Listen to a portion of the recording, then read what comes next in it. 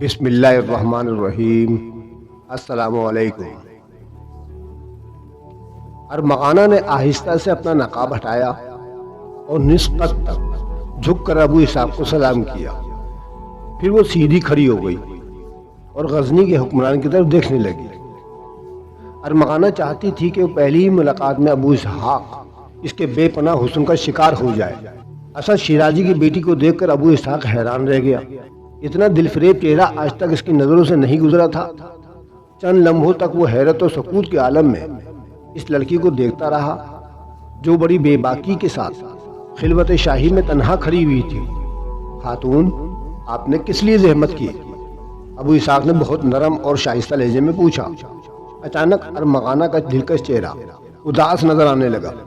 وہ چند لمحوں تک خاموش کھڑی رہی، پھر لرزتی ہوئی آواز میں بولی، امیر محترم، میں اس جاں گداز سانحے پر خدمت عالیہ میں دلی تعزیت پیش کرتی ہوں۔ مجھے اس حقیقت کا علم ہے کہ میری زبان سے ادا ہونے والے چند الفاظ آپ کے بے اندازہ غم کا مداوع تو نہیں بن سکتے، پھر بھی انہیں قبولیت کا شرف بخش دیجیے کہ یہ الفاظ ایک کنیز کا سرمایہ ہیں۔ آپ یقین فرمائیں کہ اگر میرے اختیار میں ہوتا تو میں اپنی جان دے کر بھی آپ کو اس غم سے بچا لیتی۔ یہ کہتے کہتے ارمغانہ شیرازی کی پلکیں بھیگنے لگیں۔ ابو اسحاق نے بڑی حیرت سے اجنبی خاتون کی غمگساری کا یہ انداز دیکھا اور اپنائیت کی انتہائی اثر انگیزی گفتگو سنی۔ ابو اسحاق کی سمجھ میں نہیں آ رہا تھا کہ ارمغانہ کی باتوں کو کس طرح جواب دے۔ پھر وہ بڑی مشکل سے رک رک کر کہنے لگا، خاتون، میں آپ کے جذبات کی قدر کرتا ہوں۔ ایک خوبصورت دوشیزہ کو اتنے قریب پا کر ابو اسحاق کی آواز میں ہلکا سا ارتعاش پیدا ہو گیا تھا۔ امیر کے انتقال پر ابھی تک کسی شخص نے اس طرح مجھے تعزیت پیش نہیں کی۔ میں آپ کا شکر گزار ہوں کہ آپ نے میرے ذاتی غم کو اتنی شدت سے محسوس کیا۔ مجھے فخر ہے کہ میری مملکت میں ابھی ایسے غم گسار موجود ہیں، اور کیوں نہ ہو۔ آپ کا تعلق اسد شیرازی جیسے شفیق و مہربان انسان سے ہے۔ وہ اپنے دل میں ملت اسلامیہ کے لیے گہرا درد رکھتے ہیں۔ میں یہ راز بھی جانتا ہوں کہ اسد شیرازی نے کئی مواقع پر اسلحہ خریدنے کے لیے حکومت کو قرض بھی دیا ہے۔ ابو اسحاق کی گفتگو سن کر ارمغانہ کے دل میں خوشی کی ایک تیز لہر اٹھی۔ اب اسے اپنی منزل زیادہ قریب نظر آ رہی تھی۔ ارمغانہ نے محسوس کیا کہ بڑھاپے کی سرحدوں پر کھڑا ہوا یہ حکمران اس کے حسن کا اسیر ہوتا جا رہا ہے۔ یہ سوچ کر ارمغانہ چند قدم اور آگے بڑھی۔ اب اس کے اور ابو اسحاق کے درمیان بہت کم فاصلہ رہ گیا تھا۔ امیر عالی مقام ارمغانہ شیرازی نے ابو اسحاق پر اپنے الفاظ کا سحر طاری کرنے کے لیے نیا لہجہ اختیار کیا۔ میں یہ نہیں جانتی کہ حکومت اور والد محترم کے درمیان کس قسم کے مراسم ہیں، اور اگر وہ کچھ قرضہ بھی دے دیتے ہیں تو یہ کوئی احسان کی بات تو نہیں کہ انہوں نے اس ملک میں رہ کر سب کچھ حاصل کیا ہے۔ میں تو یہاں تک کہنے کے لیے تیار ہوں کہ اگر حکومت مہربان نہ ہوتی تو آج اسد شیرازی کچھ بھی نہ ہوتے۔ ارمغانہ شیرازی کی گفتگو نے ابو اسحاق کو ایک بار پھر چونکا دیا۔ تم ایک روشن خیال اور ذہین خاتون ہو ارمغانہ۔ اس مرتبہ ابو اسحاق نے اسے اس کے نام سے مخاطب کیا۔ مجھے حیرت ہے کہ میری مملکت میں ایسی سوچ رکھنے والی خواتین بھی موجود ہیں۔ میں نے آج تک تمہیں کسی شاہی تقریب میں نہیں دیکھا۔ ابو اسحاق آہستہ آہستہ ارمغانہ سے بے تکلف ہوتا چلا جا رہا تھا۔ امیر ذیشان ارمغانہ شیرازی نے ایک بار پھر اپنا لہجہ بدلا۔ مجھے کوئی دکھ نہیں کہ غزنی کے حکمران نے آج سے پہلے اس کنیز کو کسی شاہی تقریب میں نہیں دیکھا، بلکہ اس بات کا افسوس ہے کہ میرا محبوب فرمانرواں ناقابل بیان صدمے سے دو چار ہے، اور میں اس رات سے بھی باخبر ہوں کہ امیر معظم نے کئی راتوں سے اچھی طرح سوئی بھی نہیں ہے۔ ارمغانہ کا غمگساری کا انداز بڑا دل نشیں تھا، اس لیے ابو اسحاق کے چہرے پر ابھرنے والے حیرت کے سائے مزید گہرے ہوتے چلے گئے۔ ہم نہیں جانتے تھے کہ ہماری مملکت کے کسی گوشے میں کوئی اس قدر حساس خاتون بھی رہتی ہے۔ امیر محترم، میرا یہ احساس میرے فرض کا دوسرا نام ہے، اور آج میں اسی فرض کا واسطہ دیتے ہوئے عرض کرتی ہوں کہ آپ سو جائیں، ورنہ یہ بے خوابی آپ کے اعصاب پر برے اثرات مرتب کرے گی، اور جب آپ شکستہ ہوں گے تو پوری مملکت کی نیندیں حرام ہو جائیں گی۔ اس لیے آپ کا پرسکون رہنا بہت ضروری ہے۔ ارمغانہ شیرازی آج ہی اپنے تقریر کے سارے ہنر آزما لینا چاہتی تھی۔ ہم سو جائیں گے ارمغانہ، ہم سو جائیں گے، ابو اسحاق نے بے تکلفانہ لہجے میں کہا۔ ابھی والد محترم کی جدائی کا زخم تازہ ہے، اس لیے خلیش ہمیں سونے نہیں دیتی۔ میں آپ کو وہ نغمہ کیفاور سناؤں گی امیر محترم کہ جسے سن کر آپ خوابوں کے جزیرے میں چلے جائیں گے۔ یہ کہہ کر ارمغانہ ابو اسحاق کے سامنے گھٹنوں کے بل جھک گئی۔ نہیں ارمغانہ، ہماری سماعت ایسے کسی نغمے سے آشنا نہیں۔ ابو اسحاق نے اس طرح اپنا دایاں ہاتھ بلند کیا جیسے ارمغانہ شیرازی سے خاموش ہو جانے کے لیے کہہ رہا ہو۔ ہم نے آج تک صرف شمشیروں کی جھنکاریں ہی سنی ہیں، اور یہی ہمارے نغمے ہیں اور یہی ہماری موسیقی۔ بے شک میدان جنگ میں یہی مردوں کی موسیقی ہوتی ہے۔ ابو اسحاق کی آہنی شخصیت کے پتھریلے مجسموں کو پگھلا کر ریزہ ریزہ کرنے کے لیے ارمغانہ شیرازی اپنی جادو بیانی کے مختلف حربے استعمال کر رہی تھی، مگر امیر زیجا عرصہ کارزار سے کامیاب و کامران لوٹ آنے کے بعد انسان کے لیے ضروری ہے کہ وہ چنگ و رباب کی سحر انگیز آواز بھی سنے۔ پھر جب وہ تازہ دم ہو جائے تو اپنے راحت قدر سے نکل کر دوبارہ میدان جنگ کی طرف چلے جائے اور اپنے دشمنوں کے اٹھے ہوئے سروں کو ان کے کاندھوں سے جدا کر دے۔ ارمغانہ شیرازی نے بڑی عجیب منطق پیش کی تھی۔ ابو اسحاق کو کشت و خون سے بھری ہوئی اپنی طویل زندگی میں پہلی بار محسوس ہوا کہ جیسے وہ ایک بڑی نعمت سے محروم رہا ہو۔ شاید تم ٹھیک کہتی ہو ارمغانہ، ہم بہت زیادہ تھک گئے، مگر یہ بھی سچ ہے کہ ہماری تھکن کو آج تک تمہارے علاوہ کسی نے محسوس بھی تو نہیں کیا۔ تو پھر امیر اس کنیز کو خدمت گزاری کا اعزاز بخشیں، تو کیا تمہیں موسیقی کا فن بھی آتا ہے؟ ابو اسحاق نے چونک کر اس خوبصورت دوشیزہ کے چہرے کی طرف دیکھا۔ اس کنیز کو کیا نہیں آتا علی جاں؟ پہلی بار ارمغانہ شیرازی کے سرخ و گلال ہونٹوں پر مسکراہٹ ابھری، اور یہ مسکراہٹ اس قدر قدرتی تھی کہ ابو اسحاق کو اپنے جسم میں لرزہ سا محسوس ہونے لگا۔ پھر اسی رات ارمغانہ شیرازی نے ابو اسحاق کی خلوت خاص میں رباب چھیڑا اور اس کی سحرکار آواز سے در و دیوار گونجنے لگے۔ آواز کیا تھی؟ ایک بہتا ہوا آبشار تھا جو پتھروں کے سینے میں شگاف ڈال رہا تھا۔ ابو اسحاق نے محسوس کیا جیسے اس کے چلتے ہوئے دل و دماغ پر شبنم کی فوار پڑ رہی ہو۔ اسے زندگی میں پہلی بار عجیب سے سکون کا احساس ہوا۔ کچھ دیر بعد اس کی آنکھیں بند ہونے لگی اور وہ گہری نیند سوتا چلا گیا۔ محافظ دستے کے تمام سپاہی حیران و پریشان تھے۔ طویل ملازمت کے دوران یہ پہلا موقع تھا جب ان کے امیر کی خلوت میں کوئی عورت داخل ہوئی تھی۔ سارے محافظ ایک دوسرے کے چہرے کو دیکھ رہے تھے اور آنکھوں ہی آنکھوں میں مختلف قسم کے سوالات کر رہے تھے، مگر کسی کو لب کشائی کی جرت نہیں تھی۔ ایک طرف تو غزنی کے حکمران کا معاملہ تھا اور دوسری طرف ایک بااثر وزیر اسد شیرازی کی بیٹی تھی۔ کوئی کہتا بھی تو کیا کہتا، مگر پھر بھی ایک محافظ نے ہمت کر کے سبکتگین تک یہ خبر پہنچا دی۔ سردار، یہ قانونی بات ہے کہ امیر موسیقی سن رہے ہیں اور مطربہ کوئی عام کنیز نہیں، وزیر مملکت اسد شیرازی کی بیٹی ارمغانہ ہے۔ سبکتگین کو اس خبر سن کر ایسا محسوس ہوا جیسے کسی دشمن نے پیچھے سے وار کیا ہو اور اس کے سر پر بھاری گرز سے ضرب لگائی۔ چلو میں دیکھتا ہوں، سبکتگین نے گھبرائے ہوئے لہجے میں کہا اور محافظ کے ساتھ ساتھ تیز قدموں سے چلتا ہوا ابو اسحاق کی خلوت خاص تک پہنچا۔ خوابگاہ کا دروازہ بند تھا اور اندر سے رباب کی مدھم آواز ابھر رہی تھی۔ اگرچہ سبکتگین ابو اسحاق کے بہت قریب تھا اور محافظ دستے کا نگران اعلیٰ ہونے کے سبب اس کی ذمہ داریاں بھی بہت زیادہ تھیں، لیکن موجودہ صورتحال انتہائی نازک اور سنگین تھی۔ با اختیار ہونے کے باوجود وہ ابو اسحاق کی خلوت میں کسی قسم کی مداخلت نہیں کر سکتا تھا۔ مجبوراً دروازے پر کھڑا ہو کر انتظار کرنے لگا کہ کب وہ محفل موسیقی ختم ہو، ارمغانہ شیرازی خوابگاہ سے باہر آئے اور وہ امیر سے پوچھے کہ آپ کو یہ شوق کب سے ہو گیا؟ آپ کے بزرگوار نے تو کبھی کسی محفل موسیقی کا اہتمام نہیں کیا اور ان کی خلوت میں تو کبھی کوئی مطربہ داخل بھی نہیں ہوئی۔ سبکتگین کے ذہن میں ایسے بہت سے سوالات کسی آندھی کی طرح اٹھ رہے تھے اور اس کے سوالوں کا جواب دینے والا ارمغانہ کی سحر انگیز آواز سے لطف اندوز ہو رہا تھا۔ سبکتگین خوابگاہ کے سامنے مسلسل ٹہل رہا تھا اور دل ہی دل میں اپنے امیر کی سلامتی کے لیے دعائیں کر رہا تھا۔ ابھی سبکتگین کی زیر لب دعائیں جاری تھیں کہ یکا یک خوابگاہ کا دروازہ کھلا اور ارمغانہ شیرازی ایک ادائے خاص کے ساتھ چلتی ہوئی کمرے سے باہر آئی۔ ارمغانہ کو دیکھ کر تمام سپاہی گھبرا گئے اور انہوں نے گردنیں جھکا لی۔ اسد شیرازی کی بیٹی آہستہ آہستہ آگے بڑھی اور سبکتگین کے قریب پہنچ کر ٹھہر گئی۔ امیر کئی راتوں کے بعد گہری نیند سوئے ہیں۔ سرگوشی کے انداز میں ارمغانہ کی مترنم آواز ابھری اور پھر وہ آہستہ آہستہ تیز قدموں سے اپنے مکان کی طرف چلتی چلی گئی۔ رات کے پچھلے پہر ارمغانہ اپنے مکان میں داخل ہوئی۔ اسد شیرازی جاگ رہا تھا۔ بیٹی کو دیکھتے گھبرا کر اٹھا اور تیزی سے آگے بڑھا، مگر چند قدم چلتے ہی لڑکھڑا کر گر گیا۔ اسد شیرازی رات بھر شراب پیتا رہا تھا، اس لیے اب اس کی ٹانگیں اس کے جسم کا بوجھ اٹھانے کے قابل ہی نہ رہی تھیں۔ باپ کو گرتے دیکھ کر ارمغانہ تیزی سے آگے بڑھی اور اسد شیرازی کو اٹھاتے ہوئے بولی، بابا جانا آپ کے چوٹ تو نہیں لگی؟ نہیں بیٹی، شیرازی مسکرایا۔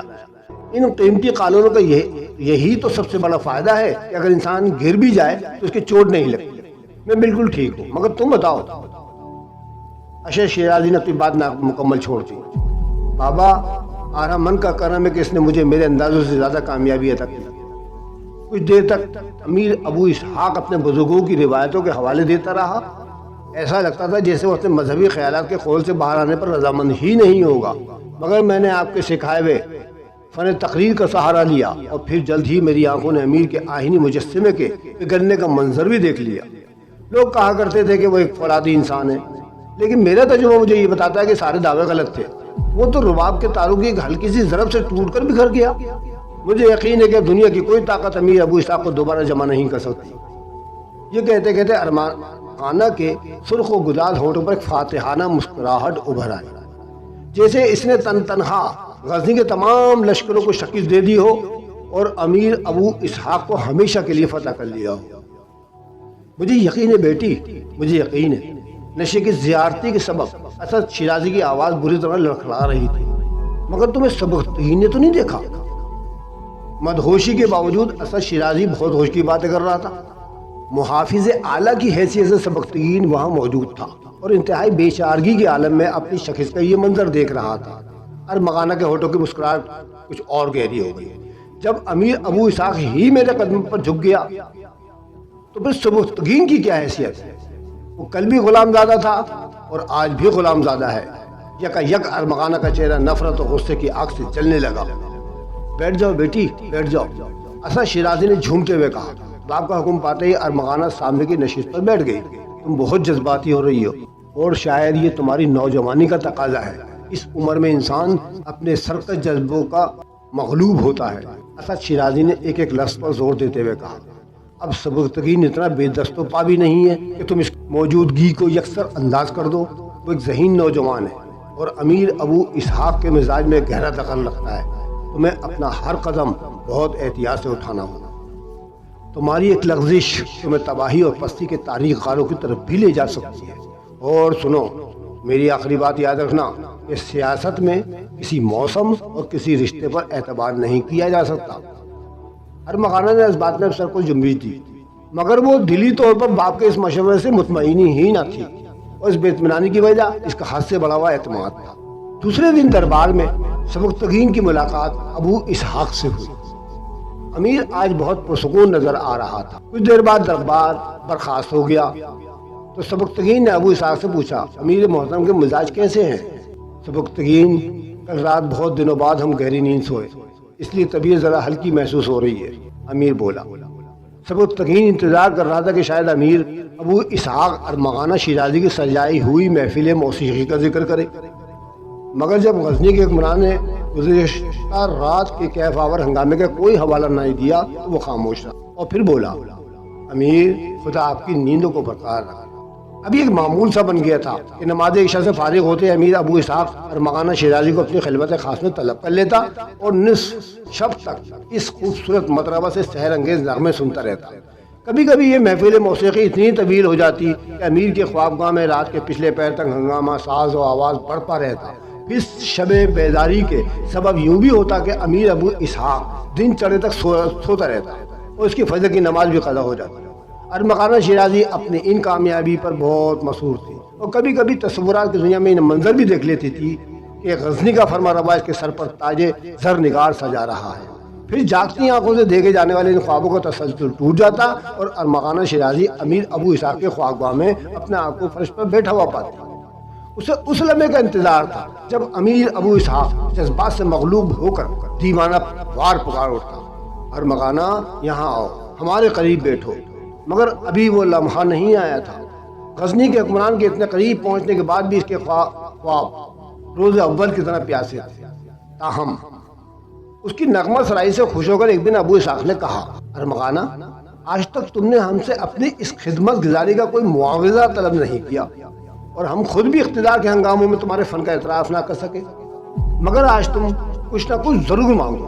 ہم تمہاری خواہشوں کی تکمیل کرتے ہوئے بہت زیادہ خوشی محسوس کریں گے۔ امیر ابو اسحاق کے الفاظ سن کر ارمغانہ شیرازی کے دل کی دھڑکنوں میں توازن برقرار نہیں رہا۔ اس نے ایک ہیجان انگیز کیفیت سے دوچار ہوتے ہوئے سوچا شاید وہ لمحہ آ گیا جس کا مجھے دنوں سے انتظار تھا۔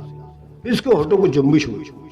امیر کی زبان مبارک سے ادا ہونے والے چند الفاظ میرے لیے دنیا کے تمام خزانوں سے زیادہ قیمتی ہیں، یہ کہتے ہوئے ارمغانہ نے ادب سے سر جھکا لیا۔ نہیں ارمغانہ، آج تو تمہیں کچھ نہ کچھ مانگنا ہی ہوگا۔ یکا یک امیر ابو اسحاق کا لہجہ بدل گیا۔ اس نے پرجلال آواز میں کہا، ہم اپنی ذات پر کسی کا قرض باقی رکھنے کے عادی نہیں، بلا جھجک ہو کر مانگو، اگر ہماری بساط میں ہوگا تو تمہیں مایوس نہیں کریں گے۔ ابو اسحاق کے چہرے پر کچھ دیر کے لیے آمرانہ شان ابھر آئی۔ ارمغانہ شیرازی چند لمحوں تک خمار آلو نظروں سے ابو اسحاق کی طرف دیتے رہے، پھر آگے بڑھ کر گھٹنوں کے بل جھکی، حنائی ہاتھوں سے امیر کے پیروں کو چھوا اور پھر غزنی کے حکمران کے قدموں میں اپنا سر رکھ دیا۔ یہ کنیز اس کے سوا کچھ نہیں چاہتی کہ امیر ذیشان اس حقیر خادمہ کو ہمیشہ کے لیے اپنے قدموں میں جگہ دے دے۔ بڑھاپے کی سرحدوں پر کھڑا ہوا حکمران ایک خوفناک طوفان کی زد میں تھا، ایسا طوفان جو آج سے پہلے اس کی زندگی میں کبھی نہیں آیا تھا۔ ارمغانہ شیرازی کی اتنی قربت پا کر ابو اسحاق کو محسوس ہوا کہ قصر شاہی میں زلزلہ آ گیا اور اس کی خوابگاہ کے در و دیوار خود اس پر گھرے جا رہے ہیں۔ امیر ابو اسحاق کچھ دیر تک تو اس طوفان سے لڑتا رہا، مگر جب پاگل ہواؤں اور پانی کی خونخوار موجوں نے زیادہ سرکشی اختیار کر لی تو غزنی کا حکمران اپنے نرم بستر سے اٹھ کر پتھر کے سخت فرش پر کھڑا ہو گیا۔ ارمغانہ شیرازی نے بڑے تعجب سے امیر ابو اسحاق کی طرف دیکھا۔ اسے یقین نہیں آ رہا تھا کہ ایک کمزور دیوار اتنے خوفناک طوفان میں بھی اپنی جگہ قائم رہ سکتی ہے۔ تم اس وقت جاؤ ارمغانہ، ہمیں تنہا چھوڑ دو، ہم تمہاری اس خواہش پر سنجیدگی سے غور ضرور کریں گے، مگر کوئی وعدہ نہیں کرتی۔ ارمغانہ ایک عجیب سی سرشاری کے عالم میں اٹھی۔ اس نے اپنی زندگی کے سنگلاخ راستے کو بڑی آسانی سے طے کر لیا تھا اور اب وہ فتح کے نشان سے صرف چند گز کے فاصلے پر کھڑی تھی۔ ارمغانہ نے جھک کر امیر کو رخصتی کا سلام کیا اور آہستہ آہستہ ایک شان بے نیازی کے ساتھ چلتی ہوئی خوابگاہ کے دروازے سے باہر نکل گئی۔ باہر آتے ہی ارمغانہ نے سبکتگین کو دیکھا جو حزب معمول شدید بے قراری کی حالت میں ٹہل رہا تھا۔ وہ گزشتہ کئی دنوں سے یہی ایک منظر دیکھ رہی تھی کہ جب امیر کی خوابگاہ میں داخل ہوتی تو دروازے پر عام پہرے دار موجود ہوتے، لیکن جب واپس آ جاتی تو وہاں دوسرے محافظوں کے بجائے سبکتگین تنہا نظر آتا تھا، اور آج بھی ایسا ہی ہوا تھا۔ ارمغانہ شیرازی چند لمحوں کے لیے رکی اور سبکتگین کو عجیب سی نظروں دیکھتی ہوئی چلی گئی۔ کئی روز سے ارمغانہ کا یہی عمل تھا، مگر آج سبکتگین نے محسوس کر لیا کہ اس کی فتنہ کار آنکھیں کوئی اور ہی افسانہ سنا رہی تھیں۔ چنانچہ اسی وقت سبکتگین نے فیصلہ کر لیا کہ کل وہ امیر ابو اسحاق سے اس موضوع پر ضرور گفتگو کرے گا، اس کے بعد چاہے اسے اپنی ملازمت سے ہی کیوں نہ دستبردار ہونا پڑے یا پھر وہ امیر کے کسی دوسرے عتاب کا نشانہ بن جائے۔ یہ سوچ کر سبکتگین اپنے مکان کی طرف چلا گیا۔ اس فیصلے نے اسے بہت دنوں کے ذہنی عذاب سے نجات بخش دی تھی، مگر دوسری طرف امیر ابو اسحاق بہت زیادہ مضطرب اور پریشان نظر آ رہا تھا۔ اس نے رات کا باقی حصہ اپنی خوابگاہ میں ٹہل ٹہل کر گزار دیا۔ ابو اسحاق کے کانوں میں بار بار اپنے باپ امیر الکتگین کی وصیت گونج رہی تھی۔ مرحوم فرما روا نے بیٹے کو تنبیہ کرتے ہوئے کہا تھا کہ ہمیشہ اپنی تلوار کی آب و تاب قائم رکھنا، لیکن ارمغانہ شیرازی کی آمد نے سب کچھ زیر و زبر کر دیا تھا۔ اب وہ شمشیروں کی جھنکار سن کر پرسکون ہونے کے بجائے رباب کے تاروں میں پناہ ڈھونڈتا پھر رہا تھا۔ ابو اسحاق موسیقی کے کمزور خزاں کو توڑ کر باہر نکل سکتا تھا، مگر اس کے دل و دماغ پر ارمغانہ شیرازی کے حسن کی گرفت روز بروز مضبوط ہوتی چلی جا رہی تھی، اور اب وہ وقت آ چکا تھا کہ ابو اسحاق کو اپنی زندگی کے اس نئے موڑ پر پہنچ کر ایک نہایت اہم فیصلہ کرنا تھا۔ آخر اسی کشمکش میں فجر کی اذان ہو گئی اور مؤذن اللہ کی کبریائی بیان کرنے لگا۔ ابو اسحاق نے نماز فجر ادا کری اور بہت دیر تک اپنے لیے ہدایت غیبی کی دعائیں کرتا رہا۔ دوسرے دن دربار برخاست ہوتے ہی سبکتگین ابو اسحاق سے ملا اور تنہائی میں کچھ باتیں کرنے کی مہلت مانگی۔ ابو اسحاق سبکتگین کو لیے ہوئے اپنے ایک مخصوص کمرے میں داخل ہوا اور سوالیہ نظروں سے غزنی کے سپہ سالار کی طرف دیکھنے لگا۔ سبکتگین نے ارمغانہ شیرازی کی آمد اور کئی ماہ سے جاری رہنے والی موسیقی محفلوں کا ذکر کرتے ہوئے کہا، یہ بات امیر کے شایان شان نہیں کہ وہ باپ دادا کی روش کو چھوڑ کر اس وزیر زادی کی آواز کے فتنے میں گم ہو جائیں جو محض اقتدار تک پہنچنے کے لیے ایک شرمناک کھیل کھیل رہی ہے۔ سبکتگین کا انداز تقاطب دیکھ کر ابو اسحاق کے ماتھے پر قریب پل پڑ گئے، لیکن بولا کچھ نہیں۔ امیر اب آقا زادے ہیں اور میں اسی رشتے کا تقدس برقرار رکھنے کے لیے آج یہ راز فاش کر رہا ہوں کہ تقریباً 1 سال پہلے ارمغانہ شیرازی نے مجھ سے شادی کرنا چاہی تھی، مگر امیر مرحوم نے میرے لیے دوسری عورت کا انتخاب کیا۔ میں بہت دنوں سے آپ کی خوابگاہ کے باہر رات بھر کڑے رہ کر اس کی آمد کو دیکھتا رہتا ہوں، مگر آج قوت برداشت جواب دے گئی تو حرف شکایت اپنی زبان تک لے آیا ہوں۔ اگر ایک غلام کی یہ بے ادبی و گستاخی مزاج شاہی پر گراں گزرے تو یہ نمک خوار غزنی سے نکل کر خدا کی زمین کے کسی گمنام گوشے میں چلا جائے گا، لیکن آپ بروز حشر گواہ رہیے گا کہ میں نے حق کے نمک ادا کر دیا ہے۔ خدا کی قسم وہ بے کردار لڑکی آپ کے لائق نہیں، وہ تو عام سے راستوں کی اڑتی ہوئی خاک ہے جو قبائل شاہی کو داغدار کر کے ملکہ بننے کے خواب دیکھ رہی ہے۔ یہ کہہ کر سبکتگین نے کمر سے اپنی تلوار کھولی اور ابو اسحاق کے سامنے رکھتے ہوئے بولا، آقا اپنی امانت واپس لے لیجئے کہ یہ کمزور انسان اس امانت کا بوجھ نہیں اٹھا سکتا۔ یک سبکتگین کی آنکھوں سے آنسو بہنے لگے۔ ابو اسحاق بہت دیر تک حیرت و پریشانی کے عالم میں سبکتگین کو دیکھتا رہا۔ اس کے چہرے پر مختلف رنگ ابھر رہے تھے۔ پھر وہ آہستہ لہجے میں بولا، سبکتگین تم نے تلوار کیوں کھول دی؟ صرف اس لیے آقا کہ شاید غلام کی یہ گستاخی آپ سے برداشت نہ ہو سکے۔ یہی سوچ کر میں نے اپنی بے ادبی کی سزا خود ہی تجویز کر لی۔ شدت جذبات سے سبکتگین کی آواز لرز رہی۔ سبکتگین نہ تو تم غلام ہو اور نہ میں آقا۔ ابو اسحاق نے اسی شفیق و مہربان لہجے میں کہا، امیر البتگین کے رشتے سے تم میرے بھائی ہو اور مجھے فخر ہے کہ آج تم نے بھائی ہونے کا حق ادا کر دیا۔ کیا تم یہ سمجھتے ہو کہ میں ایک مطلبہ کے لیے تم جیسے جانثار کو اپنے آپ سے جدا کر دوں گا؟ نہیں، ایسا کبھی نہیں ہوگا۔ مجھے اپنے اس عمل پر بہت ندامت ہے۔ بس کچھ دیر کے لیے آنکھوں کے سامنے اندھیرا سا چھا گیا تھا، مگر جب تم نے مجھے پکارا تو ساری تاریکیاں فنا ہو گئیں اور بزرگوں کا قائم کیا ہوا روشنی کا مینار صاف نظر آنے لگا۔ اب میری آنکھوں کے سامنے کوئی دھند نہیں، کوئی غبار نہیں۔ اب اطمینان رکھو کہ آج کے بعد ارمغانہ شیرازی میرے خوابگاہ میں کبھی داخل نہیں ہوگی۔ سبکتگین نے بے قرار ہو کر امیر ابو اسحاق کے ہاتھوں کو بوسہ دیا اور بہت دیر تک روتا رہا اور بولا، امیر خدا آپ کی عمر دراز کرے کہ میری آنکھوں نے آج تک اس حالت ظرفی کا کوئی دوسرا مظاہرہ نہیں دیکھا۔ پھر اسی رات ارمغانہ شیرازی امیر ابو اسحاق کے خوابگاہ میں داخل ہوئی۔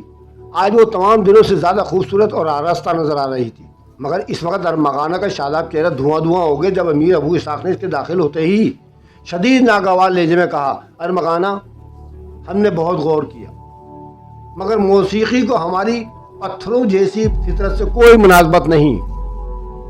ہم صرف نغمہ شمشیر سننے کے عادی ہیں، ہمیں کوئی دوسرا نغمہ راس آتا ہی نہیں، اس لیے تم اپنا رباب اٹھاؤ اور ہمارے خلوت کرتے ہوئے چلی جاؤ۔ یہ کہہ کر ابو اسحاق نے اشرفیت سے بھری ایک تھیلی ارمغانہ شیرازی کی طرف بڑھائی، اور یہ دیکھو، یہ تمہاری خدمت گزاری کا انعام ہے۔ ہم تمہیں اپنے قدموں میں تو کیا، اس کمرے کے ایک گوشے میں بھی جگہ نہیں دے سکتے۔ ارمغانہ اس قسم کے جواب کے لیے تیار ہی نہ تھی۔